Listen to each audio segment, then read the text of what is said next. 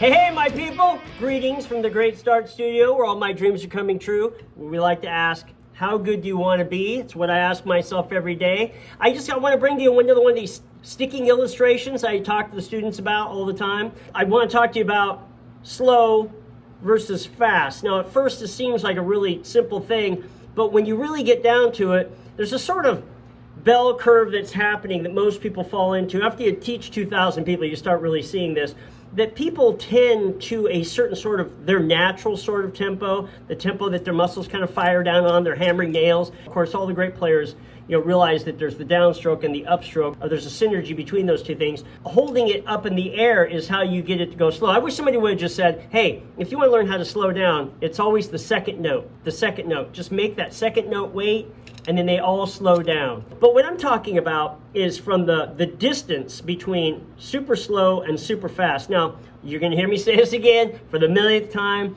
I teach this way. All the students here are all on this thing about being a full spectrum person. And being a full spectrum person and this is what these videos are about. These drumstick videos are about the 30,000 foot view to get the context for where we place these actual ideas in so they're healthy. They're in the healthiest spectrum possible. So what happens is that people just kind of gravitate towards a certain tempo. I have it with students all the time, and I have to try to stretch them out over the spectrum to get them more comfortable. What we do is we start over here in really slow, and it's so slow that it doesn't even sound like music. It's in the perfect lab setting. You don't have to worry about the pressure of music. You just are playing it so slow and deliberate that every limb comes down in the right spot. The learning tempo of slow is way over here. This is the music tempo. This is the learning tempo. We're outside that. We're in the shop building a car. We're not driving the car. We're just building it piece by piece. We're taking it all out. We're saying which ones go where, which one's first, which one's second. We put it all together. Then we get it to run, and then we race it around the track. So we got to build the car first. Once you build these ideas, you don't even need to know what they sound like at first. You just need to process them correctly, and then your limbs will start playing them correctly. They'll get easier. You'll be able to squeeze it up, speed it up a little bit, and your ear will start hearing the song, the drum song. You'll start singing it. You'll get away from your cognition over here, your rationalization, and you get over here to where you're just singing and feeling it. That's what you want. That's the full spectrum of that thing. We've talked about that in the videos.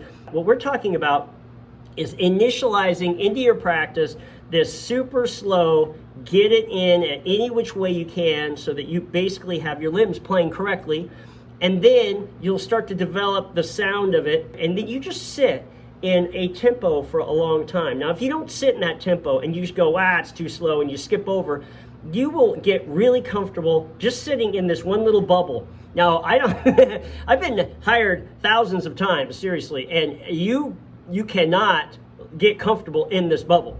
You cannot, because invariably you'll think you know how that song goes, and sure enough you get on the gig and that guy wants to do it much slower than the original, or faster than the original, or he'll put it into triplets where it was based in 16th notes, and slower or faster. Turn it into a reggae and a shuffle. You want to get comfortable in every form of this spectrum. When you process through, sit there for way longer than you think you need to sit there. What you're actually practicing is the control to not speed up. There's a perfect place where it just is comfortable. It's comfortable for the volume, it's comfortable for the speed, the physics. It's comfortable for you to play. We don't get to play in that bubble all the time. Music has a way of pushing us all the way out here, and you need to get comfortable sitting. Okay, here's the problem. The problem is, in this spectrum, let's say you have this big bubble where you're really comfortable right here and not really comfortable over here or here, and the song is faster than you have been practicing. Your natural tempo is right here, slower, but the song is faster. And when you start the song off, say the guitar player's 1, 2, 1, 2, 3, and you're in. Now, when you are in, without even knowing it, you are going to be drawn back towards, it's like a magnet of gravity. It just pulls you back to your comfort zone, and you will constantly be kind of pulling the song back without even knowing it. I've seen people do this. They have no idea they're doing it. They just keep getting back to their natural sort of tempo, where they're comfortable. If you have a song that's slow, but you're used to playing it faster, you're going to naturally speed that song up even if you don't get to the tempo that's your natural tempo, you're just going to keep edging towards that without even knowing it. Both ways are a real problem in music. They're just a staggering problem. This is why I have the students play these things in every increment. I used to do this with a metronome, a drum machine. I was a drum machine guy. So I had the drum machine, and I would just sit there and I would go back and I would go, okay, I'm going to do this at 60. For 10 minutes, whatever it is, I'm going to sit on it and get comfortable locking in on this thing so I don't have to think about it. And then I would move it up by 10s. I'd move it up to 70. There's 10 minutes of 70. I go 80, 90, 100, 110, 120, 140. There's a certain point, and depending on what you're playing, where it's getting pretty fast to jump by 10s. I jump by 5s. And then pretty soon I get up there pretty quick, and then I move by 1s. I'd be like 160, 161, 162, 170, 171, 172, until I could just not play it any faster. Jojo Mayer is talking about this great sequence of problem where he calls it a chain of events.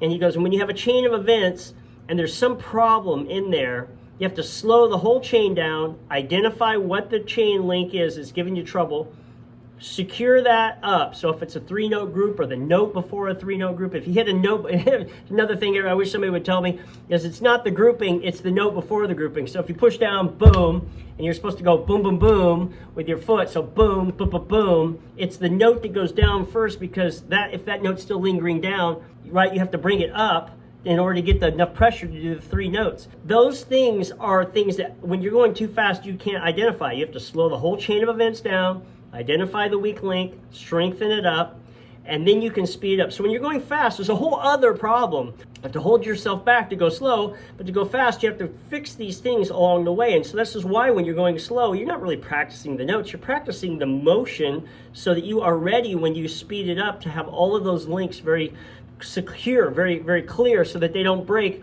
in the sequence of events when they're crunched up so fast. Once again, it's one thing.